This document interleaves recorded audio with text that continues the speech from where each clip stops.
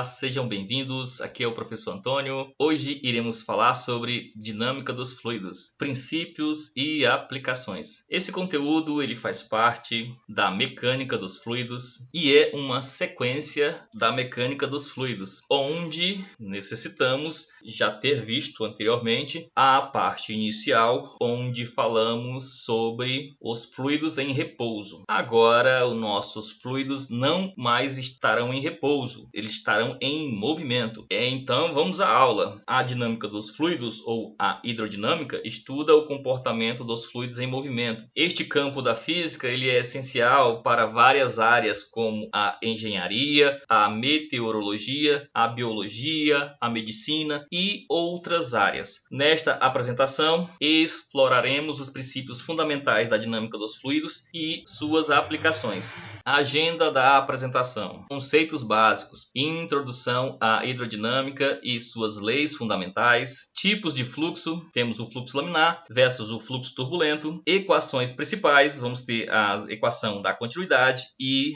a equação de Bernoulli ou teorema de Bernoulli, aplicações práticas, casos reais e exercícios resolvidos. Aqui neste slide, no lado direito, temos uma imagem onde temos um lago, um rio ou alguma coisa do tipo escoando. É um caso típico onde podemos aplicar os conceitos da hidrodinâmica, como por exemplo a equação da continuidade e o teorema de Bernoulli. Mas o que vem ser a hidrodinâmica? Vamos à definição. A hidrodinâmica é a área da física que estuda o comportamento de líquidos e gases em movimento. Qual é a sua diferença com a hidrostática que vimos anteriormente? Enquanto a hidrostática estuda fluidos em repouso, a hidrodinâmica analisa sistemas em movimento. Qual é a sua importância? Ela é fundamental para a engenharia, para a meteorologia, para a biologia e medicina e diversos campos tecnológicos. Leis de conservação na hidrodinâmica. No início da nossa apresentação foi dito que iremos ver duas equações, a equação da continuidade e a equação de Bernoulli. Ambas as equações elas são extraídas e obtidas a partir da lei da conservação da massa e da lei da conservação da energia. A partir da lei da conservação das massas, vamos ter a equação da continuidade. Neste caso, nós temos que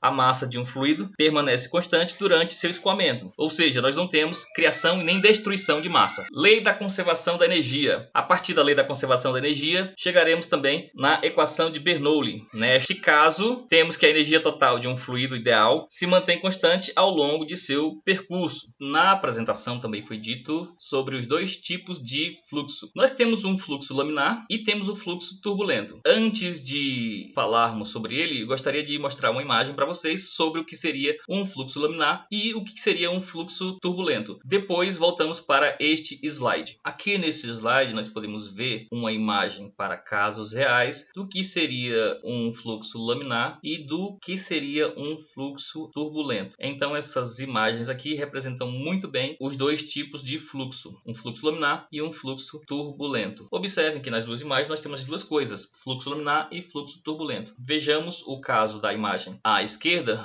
onde temos a fumaça. Podemos ver que inicialmente o movimento da fumaça é bem ordenado, como se fossem lâminas de fumaça. Posteriormente, vamos ver que essas lâminas se misturam e já não temos mais um movimento ordenado, temos um movimento chamado de turbulento. De igual forma, acontece para a água que passa acima desse submarino ou um batistaco. O que temos aqui? Temos a água escoando sobre essa superfície cilíndrica e neste caso a água que está escoando neste local onde eu estou apontando tem um fluxo laminar, mas se observarmos outros locais vamos ter um fluxo turbulento. Temos um fluxo de transição, por exemplo, aqui já temos uma transição, está entre turbulento e laminar. A mesma coisa acontece aqui, nós já temos uma transição entre turbulento e laminar. Assim visto as imagens que foram mostradas, agora podemos falar sobre os dois tipos de fluxo, o laminar e o turbulento. Então, o que temos? Quais são as características do fluxo laminar? O movimento é ordenado. Podemos falar que as partículas do fluido se movem em camadas paralelas sem mistura entre elas. A imagem aqui acima passa essa ideia também. Por exemplo, vamos pensar que temos um fluido que está escoando em uma espiral, mas que temos cada camada ou cada lâmina do fluido bem separadinha, onde elas não se misturam. Outra característica é a velocidade constante. A velocidade do fluido em cada camada se mantém constante. Quais são as condições favoráveis para que tenhamos um fluxo laminar? As melhores condições são onde temos fluidos de baixa velocidade e uma viscosidade elevada. Outra característica que vai determinar se o fluxo é laminar é o número de Reynolds. Este número ele vai ser um indicativo se aquele fluido ele tem um fluxo laminar ou um fluxo turbulento, e o fluxo laminar ele vai ser caracterizado por um número de Reynolds abaixo de 2000. Exemplos de fluxo laminar: água em tubos muito finos ou em tubos finos. Neste caso podemos ter um fluxo laminar. O escoamento lento da água em tubulações de pequeno diâmetro vão formar camadas paralelas. Sistemas hidráulicos: o óleo em sistemas hidráulicos frequentemente apresenta um fluxo laminar devido à sua viscosidade ser alta. Também é possível fazer um escoamento laminar em laboratórios, experimentos laboratoriais. Você tem corrente d'água que revela um padrão ordenado de fluxo laminar. Aqui temos a imagem à direita, um mel que escorre de uma colher, e neste caso esse escoamento é um escoamento laminar. O mel tem uma viscosidade muito alta. Como falamos sobre fluxo laminar, vamos falar também sobre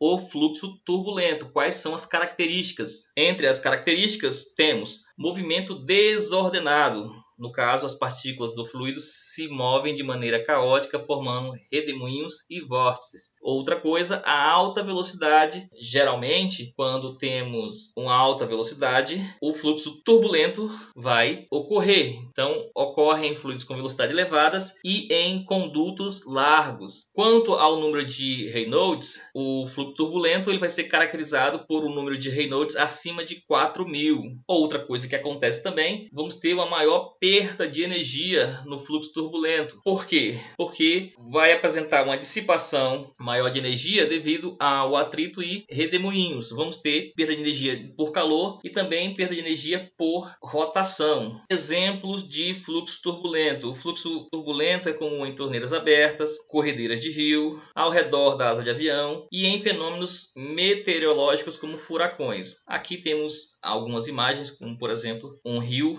onde a correnteza é bem forte e temos uma grande turbulência. Temos aqui uma representação também da asa de um avião e o ar que passa sobre a asa desse avião, podendo ou não causar uma turbulência. Temos aqui uma imagem de fenômenos meteorológicos e também temos uma imagem aqui de fumaça das indústrias, que sim pode também lá mais à frente ter um movimento, um fluxo turbulento. Foi dito nos slides anteriores que o número de Reynolds ele é um parâmetro para definição se vamos ter um escoamento laminar ou um escoamento turbulento. Então vamos ver o que é este número. Definição: o número de Reynolds é um parâmetro adimensional que prevê o regime de escoamento. Qual é a fórmula para encontrarmos o número de Reynolds? O número de Reynolds, representado pela letra RE, vai ser igual a ρ. Vamos relembrar o que é ρ. ρ é densidade vezes V. V aqui é velocidade vezes D. D é o diâmetro. Diâmetro de quê? O diâmetro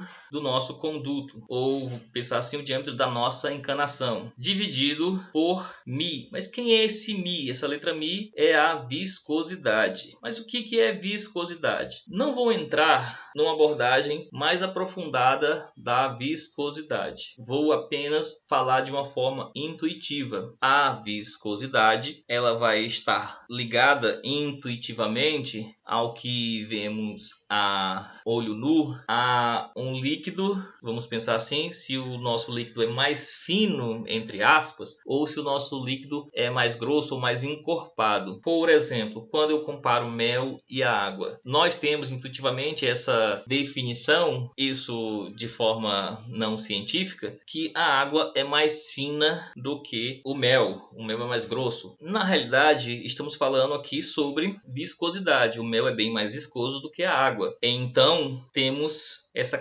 características sobre a viscosidade. Então, intuitivamente, temos a noção do que seja essa viscosidade. Vamos associar a um líquido mais fino ou mais grosso, como eu falei entre aspas, porque esse termo ele não é correto fisicamente. Se formos fazer uma definição física sobre o que é viscosidade, vamos dizer que a viscosidade é uma propriedade física que caracteriza a resistência de um fluido a um escoamento. E sim, vamos ver que os líquidos mais finos, entre aspas, eles oferecem uma resistência menor, e os líquidos mais grossos vão oferecer uma resistência maior. Então, se compararmos, por exemplo, a água e o óleo de soja, por exemplo, vamos ver que o óleo de soja, o escoamento dele é mais lento e ele também é um pouco mais grosso, entre aspas. E se compararmos o óleo e o mel ainda é mais grosso do que o óleo, então ele tem uma viscosidade maior. E se pensarmos agora do ponto de vista do conceito físico, resistência de um fluido ao escoamento, vamos ver que esses três que eu comparei, a água é a que menos resiste ao escoamento. E o que seria esse escoamento? É um transporte microscópico da quantidade de movimento por difusão molecular. De certa forma, a gente pode pensar o seguinte, que quanto maior a viscosidade, menor será a velocidade com que esse fluido vai se movimentar. Como falei rapidamente sobre o que é a viscosidade é uma grandeza física e ela também tem essa unidade. Não é o foco da nossa aula aqui, mas saibam que a viscosidade também tem a sua unidade. Se pegarmos o que estamos vendo aqui, até vamos conseguir ver qual é a unidade que devemos dar para a viscosidade. Uma vez que temos aqui ρ, que é a densidade, uma vez que temos a velocidade, uma vez que temos o diâmetro, se pegarmos estas unidades, vamos encontrar qual é a unidade de viscosidade. Quando falamos de viscosidade absoluta, no sistema internacional, a unidade é Newton segundo por metro quadrado.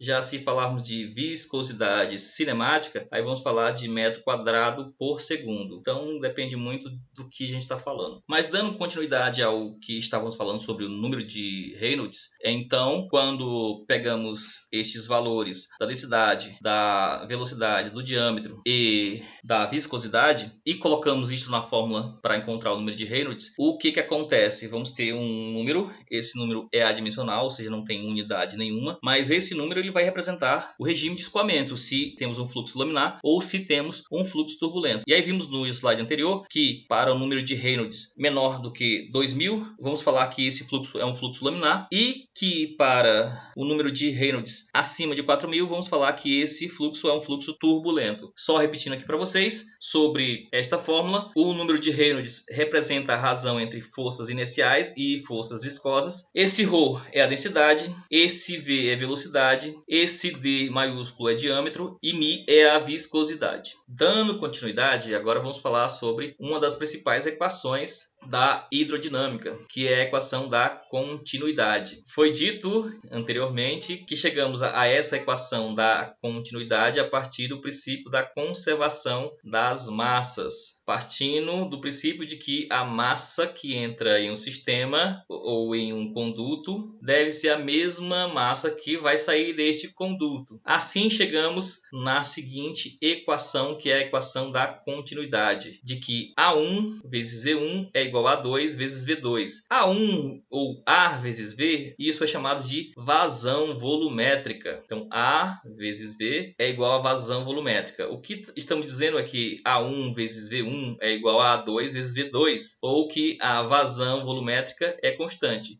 Vamos mostrar a figura para que entendamos melhor esta equação. Nesta figura, temos uma representação para que entendamos como funciona a equação de continuidade ou a equação da continuidade. Partimos do princípio de que a massa que entra é a massa que sai, ou de outra forma que o volume que entra é o mesmo volume que sai. Mas o que vamos observar também é que nós temos uma tubulação e essa tubulação há um estreitamento ou há um alargamento. No nosso caso, nós temos uma tubulação onde há um estreitamento. Então eu tenho uma tubulação, ela tem uma bitola, ou seja, ela tem um diâmetro, e esse diâmetro ele diminui, mas na equação de continuidade que já foi mostrado para vocês, vimos que a vazão deve ser a mesma. Mas o que é vazão? Vazão é a área vezes a velocidade. Então, a área vezes a velocidade aqui, neste ponto, deve ser igual a área vezes a velocidade aqui neste ponto. Vejamos que quando há um estreitamento nessa tubulação, o que vai acontecer? A área da seção transversal, ou seja, se eu fizer um corte aqui e calcular essa área, a área dessa base do cilindro, ou seja, nós temos aqui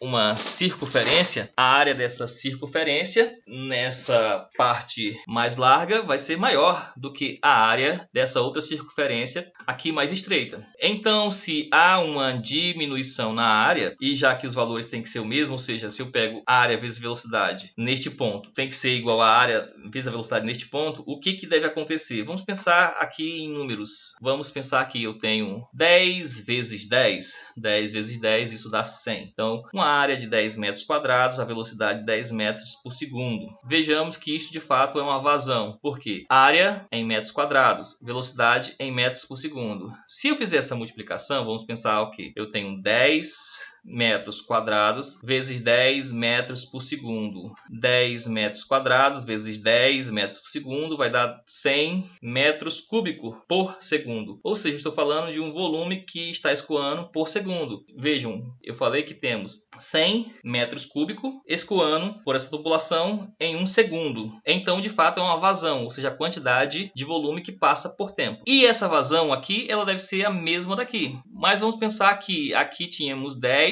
e aqui essa tubulação diminuiu para 2 metros quadrados. Então tínhamos 10 metros quadrados, agora temos 2 metros quadrados. Para que isso continue com o mesmo valor que tínhamos, que era 100, agora eu preciso de 2 vezes 50. Ou seja, 2 metros quadrados vezes 50 metros por segundo. O que estamos vendo aqui? Que a velocidade deve aumentar. Aqui a velocidade era 10 metros por segundo, aqui a velocidade deve ser 50 metros por segundo, aumentando 5 vezes. Então, esta é a equação de continuidade. Essa é a ideia da equação de continuidade.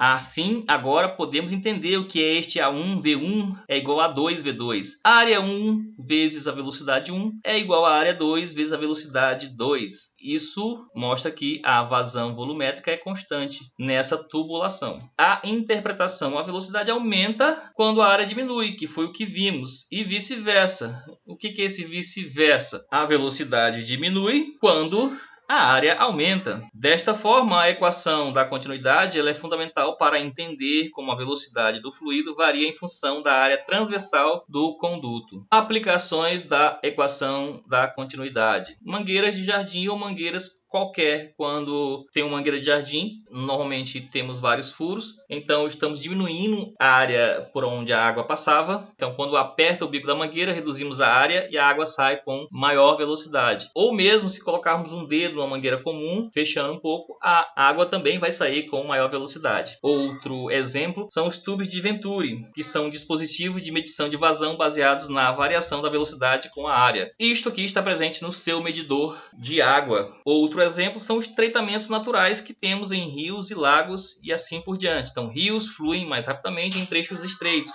aplicando o mesmo princípio da equação da continuidade. Vamos a um exercício sobre a equação da continuidade. Enunciado, um fluido incompressível. Outra coisa importante que não foi dita é que na equação da continuidade, ela vai ser válida quando o fluido for incompressível, ou seja, estamos falando de líquidos. Na aula passada, falamos o que é um fluido incompressível, que ele resiste à compressão e a densidade dele não muda com o aumento da pressão. Então, feito essa breve revisão, um fluido incompressível passa por um tubo que se estreita de uma área A1 igual a 0,02 metros quadrados para uma área A2 de 0,01 metros quadrados. Ou seja, já podemos observar aqui que a área diminuiu pela metade. Podemos esperar que a velocidade aumente 2 vezes. Normalmente existe essa razão. Se a área aumenta ou diminui, a velocidade vai variar também nessa mesma situação. Então, a velocidade aqui, o que vai acontecer, né? Vamos ver. A velocidade do fluido nessa seção maior é de 2 metros por segundo. E aí temos a pergunta, qual é a velocidade velocidade na seção menor, a velocidade 2.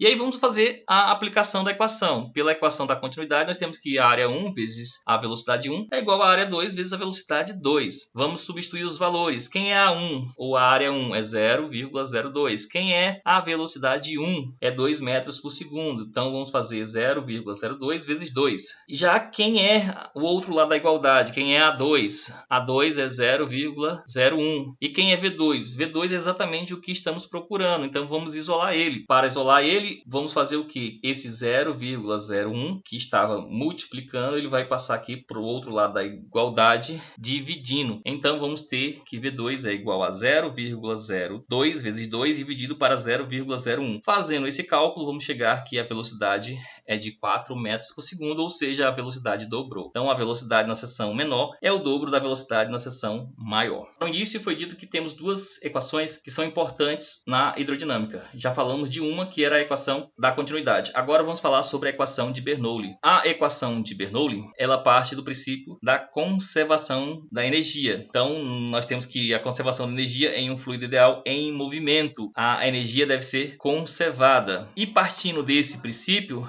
vamos chegar na equação de Bernoulli, que apresentam três termos que vamos chamar de pressão estática, que é a pressão exercida pelo fluido em repouso, pressão potencial, que está relacionada à altura do fluido, e pressão dinâmica, que está relacionada à velocidade do fluido. Então, partindo do princípio da conservação da energia, vamos ter a equação de Bernoulli. Na equação de Bernoulli, vamos ter que a pressão potencial mais a pressão estática mais a pressão dinâmica, no caso inicial, ela vai ser igual a pressão potencial, pressão estática e pressão dinâmica em um caso final, que é bem parecida com o que vimos na equação da continuidade, onde vimos que na equação da continuidade nós tínhamos um caso inicial, a tubulação inicial, e essa tubulação ela sofreu um alongamento ou um estreitamento e temos uma situação ali final. A mesma coisa no teorema de Bernoulli, só que no teorema de Bernoulli agora vamos acrescentar também a questão da elevação. Então a nossa tubulação ela pode sofrer um alongamento ou um estreitamento, mas ela também pode sofrer uma elevação ou um decaimento. E aí temos uma pressão ligada ao movimento, uma pressão ligada a essa diferença de altura e uma pressão estática mesmo. Vou mostrar aqui uma figura passando essa ideia da tubulação no teorema de Bernoulli. Então aqui temos uma imagem para entendermos mais ou menos como funciona a ideia por trás da equação de Bernoulli. Podemos fazer uma explicação até mais aprofundada de como chegar nessa equação, mas esse não é o objetivo da nossa aula. Eu já vou mostrar a equação pronta, mas posso dar aqui um início de como a gente chegaria nessa equação. Então a gente precisaria analisar a conservação da energia para o deslocamento de um volume que tem uma vazão constante em uma tubulação com diâmetro variável e altura variável. Então o que queríamos ver no nosso caso, o trabalho, neste caso, para chegar a essa equação, nós iríamos fazer uma análise do trabalho e das energias envolvidas. Mas aqui já estamos vendo a tubulação. Vejamos que na nossa tubulação temos inicialmente uma altura e temos uma elevação. Poderia ser o contrário também. Vamos pensar que a água está fluindo agora no sentido contrário, ou seja, nós temos aqui uma altura inicial mais alta e depois há um caimento de altura. No caso, nós tínhamos uma elevação, agora nós temos um decaimento dessa altura. Podemos também ter o caso contrário, onde nós tínhamos aqui, se pensarmos que o fluido está fluindo da esquerda para a direita, nós temos o que? Uma tubulação que é larga e se estreita, uma tubulação que está baixa e depois ela sofre uma elevação. Se pensarmos que o nosso fluido ele está da direita para a esquerda, está neste sentido, agora nós temos uma tubulação estreita e alta que depois se alarga e fica mais baixa. A equação de Bernoulli ela serve para qualquer um dos casos. Feito esta observação de como funcionaria a nossa tubulação em Bernoulli, agora podemos mostrar a equação. Então, essa é a equação de Bernoulli. Vamos lembrar que foi dito que temos uma pressão estática, uma pressão ligada à dinâmica, vamos dizer assim, a pressão dinâmica, e temos uma pressão potencial. Então, pressão estática, vejam que P1 e P2 são pressões estáticas, que é a pressão por eles estarem parados mesmo, vamos dizer assim. Pressão por estar em movimento. E aí vejamos que existe uma velocidade aqui. Então temos aqui pressão estática, P1. Pressão dinâmica, meio de ρ vezes a velocidade 1 ao quadrado. E aí temos a pressão potencial, que é a densidade vezes a gravidade vezes a altura. E isso vai ser igual a pressão 2 mais a pressão dinâmica 2 mais a pressão potencial 2. A pressão dinâmica aqui, no caso, meio de ρ V2 ao quadrado, e a pressão potencial ρ vezes a gravidade vezes a altura 2. E daqui o que tiramos? Tiramos o seguinte: quando a velocidade aumenta, se essa velocidade aqui aumenta para que esse valor aqui continue, essa soma aqui continue igual, o que acontece? Essa pressão aqui deve diminuir. Vejamos por quê. Vejamos o seguinte: vamos pensar que não houve uma elevação. Vamos eliminar esses termos aqui. Se não houve uma elevação, vocês concordam que este H1 aqui vai ser H1 também, porque não houve elevação. E aí nós podemos eliminar esses termos, que vamos ter ρ de H1 é igual a ρ de H1. Então eu posso fazer uma subtração e ficar apenas com essa parte. P1 mais meio de ρ V1 ao quadrado é igual a P2 mais meio de ρ V2 ao quadrado. Então agora que tiramos essa parte de jogo, fica mais fácil de analisar. E podemos ver que se essa velocidade aqui é maior do que esta, então esse termo P2 ele vai ter que diminuir em relação a esse P1 para que continuemos com a igualdade. Caso contrário, não vamos ter mais uma igualdade. Então é isso que estamos dizendo aqui. Quando a velocidade aumenta, se a velocidade de 2 aqui aumenta, a pressão aqui P2 deve diminuir e vice-versa. Então aqui vamos só relembrar quem é cada coisa. Esse P significa pressão, é a pressão estática, ρ é a densidade, V é a velocidade,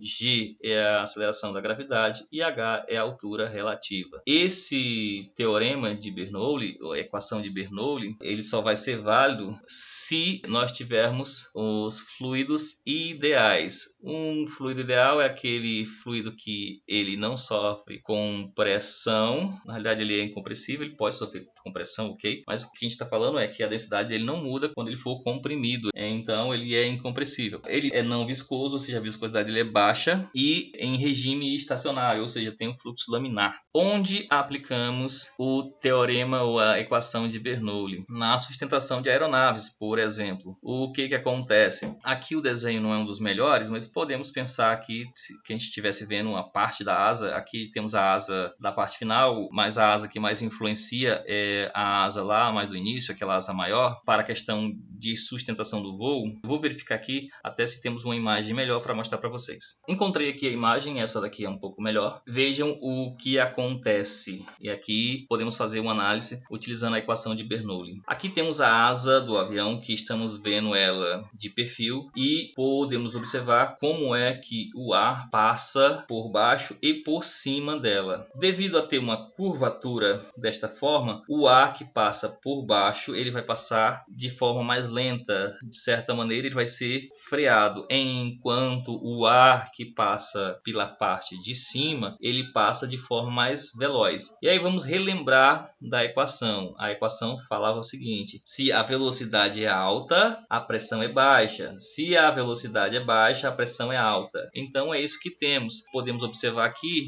que é mais ou menos isto. A pressão em cima é menor e a pressão é maior. Então, pela diferença de pressão, vamos ter uma força de empuxo para cima. Então é isso que acontece. Então a asa de avião é mais curva na parte de cima. Isto faz com que o ar passe mais rápido na parte de cima do que na parte de baixo. E de acordo com a equação de Bernoulli, a pressão do ar em cima da asa será menor do que na parte de baixo. Isso vai criar uma força de empuxo que sustenta o avião no ar. Mas é claro que o avião tem que estar se movimentando para frente para que isso aconteça. Outra aplicação da equação de Bernoulli vai ser nos pulverizadores e atomizadores. No caso, a alta velocidade do ar vai criar uma baixa pressão que suga o líquido para cima e ele vai ser pulverizado. Medidores de vazão, medidores, por exemplo, que temos na nossa casa, diferença de pressão em tubos de diferentes áreas permitem calcular a vazão, e o efeito Venturi, que é utilizado, por exemplo, em carburadores, sistema de irrigação e equipamentos de laboratório. laboratório. Explicando novamente sobre a sustentação em asa de avião, o formato aerodinâmico da asa faz com que ele seja mais curvo na parte superior e mais plano na parte inferior. Isso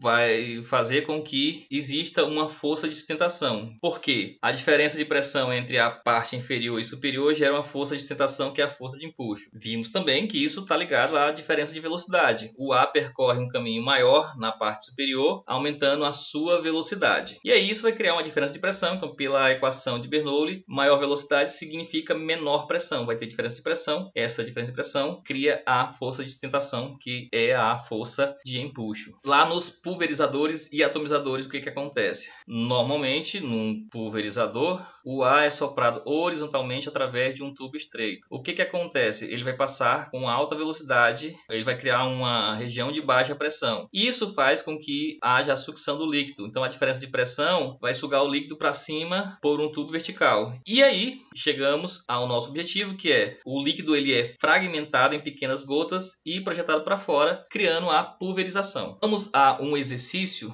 utilizando o teorema de Bernoulli. Vamos ao enunciado. Um fluido de densidade ρ igual a 1000 kg por metro cúbico, esse parece muito com o da água, flui em uma tubulação horizontal. Isto aqui já diminui uma parte da equação de Bernoulli, porque se a tubulação ela está na horizontal, ela não tem um desnível, então nós não precisamos aplicar a pressão potencial. Mas vamos continuar ao enunciado. Em uma seção, a velocidade é V1, que é igual a 2 metros por segundo, e a pressão, nesse caso a pressão estática, é de 200.000 Pascal. Em outra seção, a velocidade ela já aumentou, ela passou para 4 metros por segundo. E aí queremos saber qual é a pressão P2 nessa seção. E aí vamos aplicar a equação de Bernoulli. E neste caso, como já foi dito, como a tubulação é horizontal, a altura não varia, então a gente pode dizer que H1 é igual a H2. Voltando aqui no slide anterior, nós podemos descartar esses termos aqui, deste lado da equação, e este termo aqui, deste lado da equação, já que H1 é igual a H2. Logo, a equação fica da seguinte maneira: P1 mais meio de ρ V1 ao quadrado é igual a P2 mais meio de ρ V2 ao quadrado. E agora vamos para a solução. Vamos isolar P2.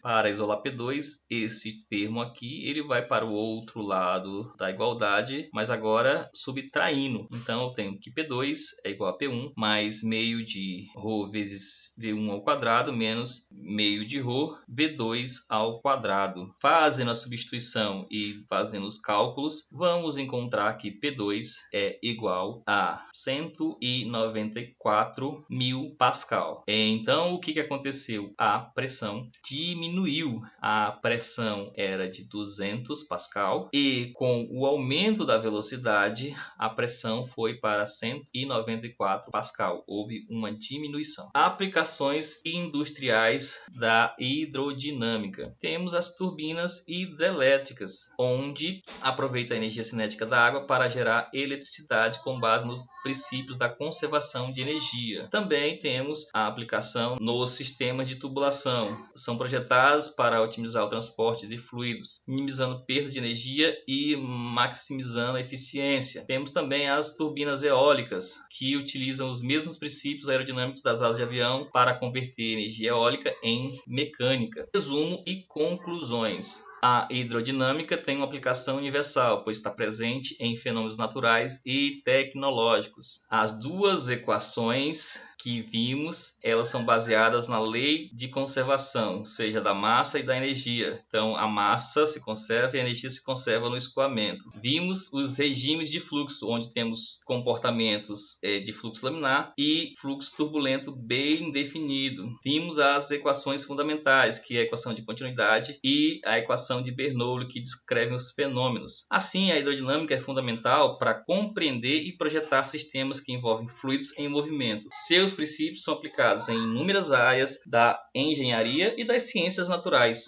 Encerramos nossa aula por aqui. Bons estudos e até a próxima!